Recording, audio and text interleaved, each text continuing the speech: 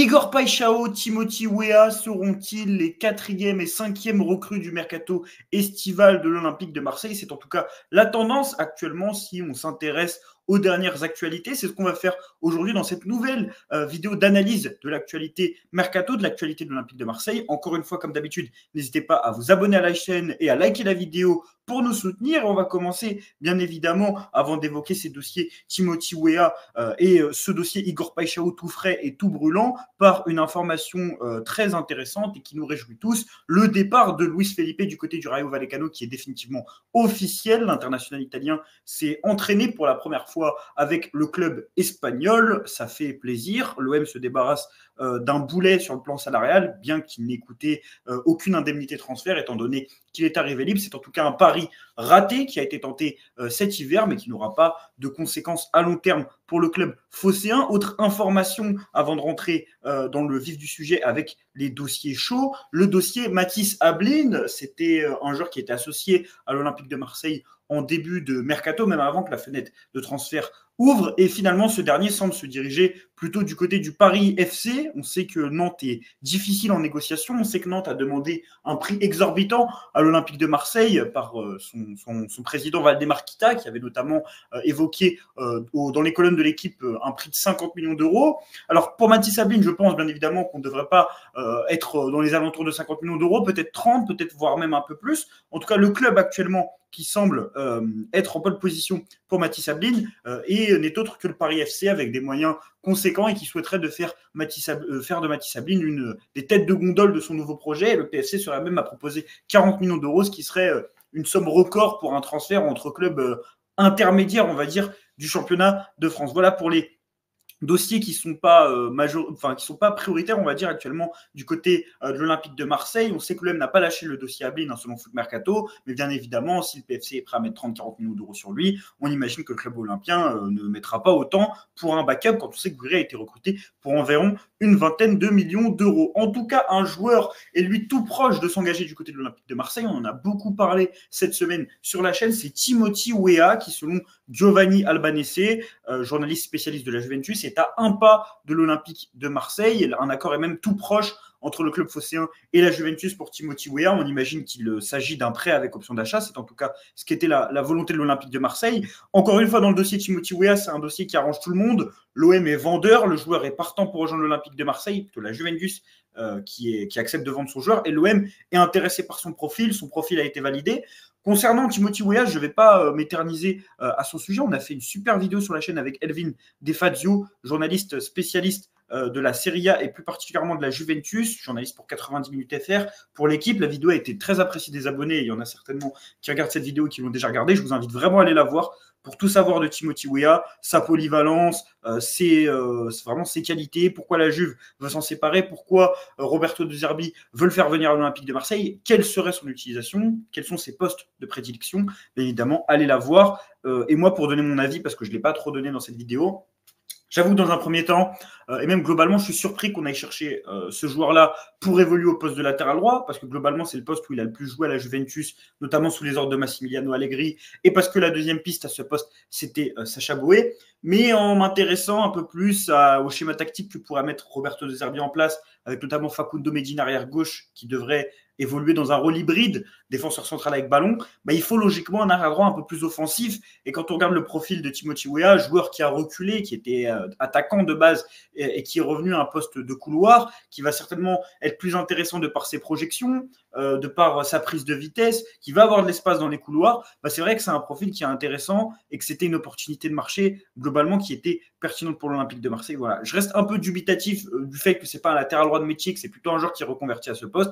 Maintenant, il y a sa polyvalence qui parle pour lui. Et puis, on parle d'une somme entre 12 et 15 millions d'euros. Et je trouve que c'est tout à fait normal pour un joueur de ce niveau-là, avec cette cote-là. Il est américain.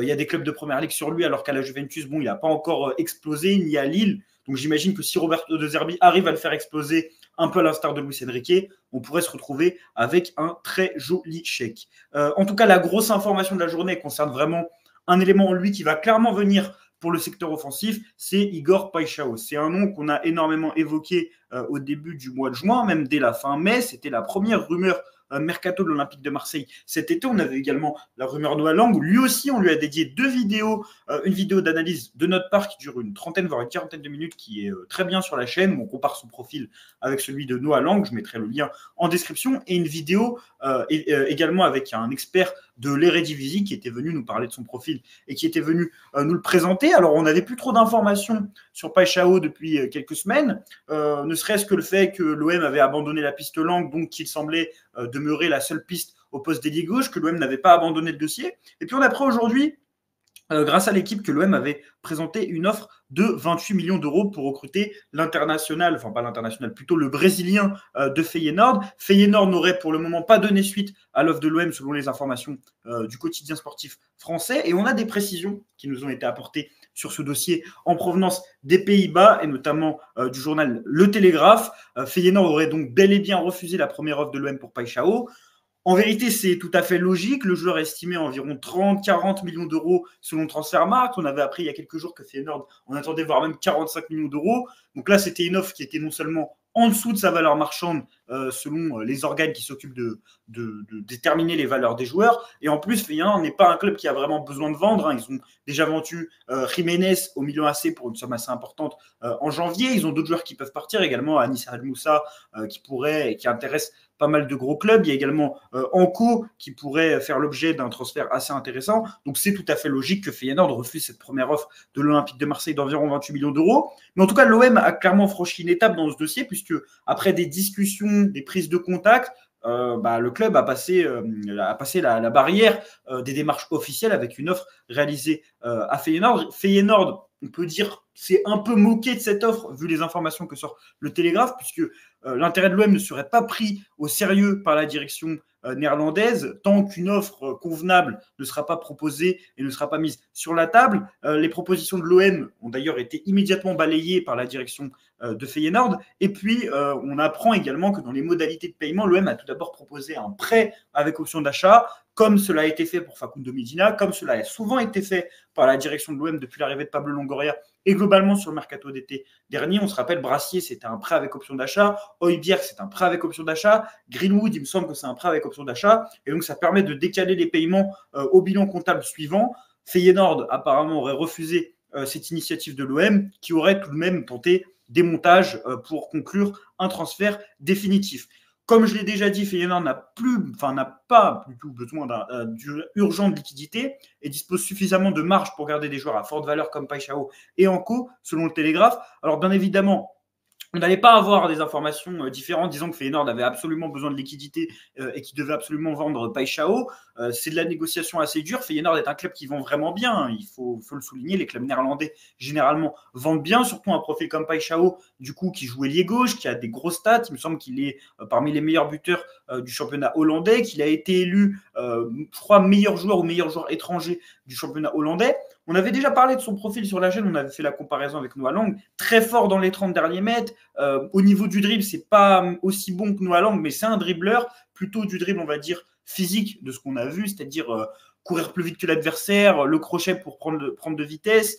Au niveau de la palette des buts, c'était assez impressionnant parce qu'il y avait des buts de la surface de la tête, des buts en dehors de la surface d'enroulé, et vraiment une palette dans les 30 derniers mètres qui est assez intéressante. Et puis globalement, on est vraiment sur un joueur qu'on peut qualifier aujourd'hui de bankable, c'est-à-dire qu'il a fait ses statistiques, qu'il a fait ses 3 saisons à Feyenoord et qui doit, après avoir fait ses preuves dans un championnat en périphérie du football européen, faire ses preuves dans un championnat du top 5 pour pourquoi pas exploser, toucher la sélection brésilienne. Et aujourd'hui, l'option Olympique de Marseille semble être une des options sur la table. Il y avait également Naples qui était évoqué, il y avait également la Roma qui était évoquée, mais visiblement l'OM tient la corde puisque bien que Feyenoord n'écoutera aucune offre en dessous de 30 millions d'euros, le club olympien a un accord avec le Brésilien selon Santi Aouna. Donc bien évidemment, à chaque fois, je suis obligé de repréciser parce que même quand c'est relayé sur le média, on a des gens qui viennent nous dire « Ah, mais vous avez dit qu'il n'y avait pas d'accord d'après la presse néerlandaise, et là vous dites qu'il y a un accord ». C'est un accord entre le joueur et le club. Toujours pas d'accord club-club. Les négociations semblent difficiles de ce qu'on a vu,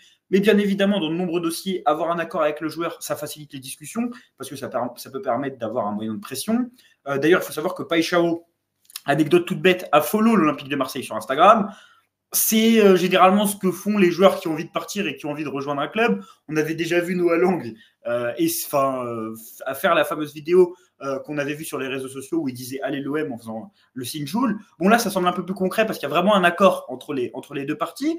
Donc c'est une super nouvelle dans le dossier. Ça va certainement permettre de rendre les négociations moins difficiles avec Feyenoord en ayant un argument de poids dans ces fameuses négociations. Et l'OM ferait tout pour boucler l'opération Igor Paixão, toujours selon Foot Mercato, et c'est bel et bien le dossier prioritaire actuellement pour l'Olympique de Marseille, et c'est peut-être l'information la plus importante de la journée.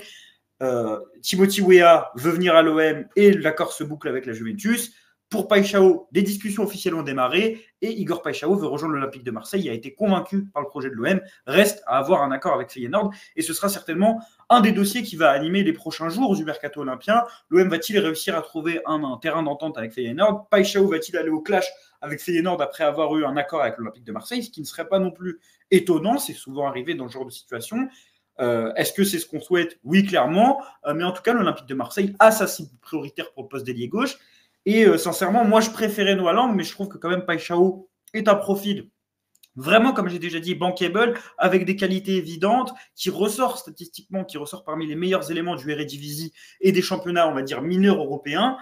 Et c'est clairement un coup à tenter. Maintenant, j'ai quand même des petites réticences sur le prix, parce que moi, pour moi, poser plus de 30 millions d'euros sur un joueur qui ne vient pas d'un top 5, d'un championnat du top 5 européen, j'ai toujours un petit doute. On se rappelle de certains transferts, comme par exemple Victor Vitinha. On était allé poser 28 millions d'euros sur un joueur qui joue au Portugal. Vous connaissez également mes réticences pour l'Eredivisie, si vous avez déjà regardé nos vidéos sur Paixão et sur Noah Lang. Là où j'avais plus de garanties avec Lang parce qu'il avait performé en Belgique, Paixão, depuis son départ de Cruzeiro au Brésil, il me semble, n'a joué qu'en Eredivisie. Et c'est un championnat qui, pour les offensifs, est assez laxiste. D'ailleurs, si on regarde les joueurs qui ont quitté l'Eredivisie au cours des 10 dernières années, pour des grosses sommes, il n'y en a pas beaucoup qui ont réussi à faire des belles carrières. On peut même prendre la génération dorée de l'Ajax Amsterdam. Bon, on reste quand même sur notre fin quand on regarde où ces joueurs-là, ce que ces joueurs-là sont devenus. Il me semble que pour la génération dorée de l'Ajax, alors qu'on s'attendait à des joueurs qui performent dans les plus grands clubs européens, aujourd'hui, la plus grande réussite, c'est Frenkie de Jong, ce qui est quand même assez décevant, même quand on regarde ce que Frenkie de Jong a fait au Barça. Donc voilà, Paixão, proche d'être bouclé, Timothy Weah, proche d'être bouclé. Plutôt un accord pour Paixão avec le joueur, négociation à suivre avec Feyenoord. Timothy Weah, proche d'être bouclé. Et franchement, on peut être satisfait de ce début de mercato olympique de Marseille parce qu'on parlerait déjà de 5 recrues si ces dossiers venaient à se confirmer dans les prochains jours avant la reprise, même 4 si tout simplement Weah est bouclé avant la reprise de l'entraînement collectif. Ce sera jeudi avec un groupe restreint, mais on aura également la reprise des internationaux 7 jours plus tard avec également un stage d'entraînement aux Pays-Bas. Donc on imagine que si Paixão est bouclé dans 2 semaines, il pourra rejoindre l'Olympique de Marseille directement du côté des Pays-Bas. Franchement, c'est un mercato de la part de l'Olympique de Marseille qui est assez hypant, on va dire. Je ne sais pas si le mot se dit, déjà hype est un mot anglais, mais franchement, boucler aussi rapidement des dossiers, se mettre aussi rapidement sur des dossiers importants, c'est-à-dire l'arrière-gauche avec Medina, le central avec Aguerd qui est une priorité, accélérer dans les négociations avec Paixão, avoir avec Timothy Weah ton latéral droit, soit bis, soit titulaire, plus une doublure à Greenwood. On n'a pas, et bien évidemment, de recrues stars, on va dire, comme par exemple, je ne sais pas, Højbjerg, qui est vraiment un nom confirmé des 5 grands championnats européens, ou Greenwood, qui est, on va dire, un espoir, un immense espoir, un crack du football européen. Mais on a vraiment des joueurs qui sont faits pour ce dont l'OM a besoin. Medina, je l'ai déjà dit sur la chaîne, pour moi, c'est un joueur qui va être fiable, qui est fiable en Ligue 1, c'est une super recrue. Paixão, c'est un joueur qui va apporter en termes de contribution statistique devant le but, parce qu'il est un des joueurs les plus décisif du championnat néerlandais. Il a dépassé les 10 buts et les 10 passes décisives. Je crois même qu'il a 15-15, quelque chose comme ça. Donc on aura non seulement Greenwood qui pourra marquer à droite, mais également Paixão et Amine Gouiri, en plus de Rabiot. Donc franchement, ce serait tout simplement super. Et surtout, moi, ce que je vais mettre en relief, c'est les recrutements de Paixão et Timothy Weah, parce que pour moi, ces 2 recrutements comblent le départ de Luis Enrique, dans le sens où on a un ailier gauche qui peut jouer en 4-2-3-1, ce que Luis Enrique faisait, et peut-être mieux parce que Paixão est lui un vrai ailier avec des vraies références sur plusieurs saisons au poste d'ailier. Là où Luis Enrique a un peu été baladé à plusieurs postes, c'est-à-dire piston, ailier, hybride. Et avec Timothy Weah, on remplace la polyvalence de Luis Enrique, c'est-à-dire un joueur qui peut jouer arrière droit, qui peut jouer piston et qui peut jouer ailier, qui peut même jouer neuf. Donc franchement, c'est deux bonnes recrues. Je ne vais pas dire que c'est des excellentes recrues ou des super recrues, mais ça colle parfaitement à ce dont l'OM avait besoin. Dites-moi en commentaire ce que vous avez pensé de cette vidéo, ce que vous pensez de la rumeur Paixão, ce que vous pensez de son profil. Est-ce que pour vous, mettre plus de 30 millions d'euros sur un joueur de Feyenoord, c'est un pari risqué? Ce que vous pensez également de ce dossier Timothy Weah? En tout cas, on se retrouve prochainement sur Massilia Zone pour une nouvelle vidéo d'analyse de l'actualité et de nouvelles vidéos que vous retrouverez sur la chaîne. N'hésitez pas à vous abonner et à liker la vidéo. Et puis on se dit à la prochaine. Et allez l'OM!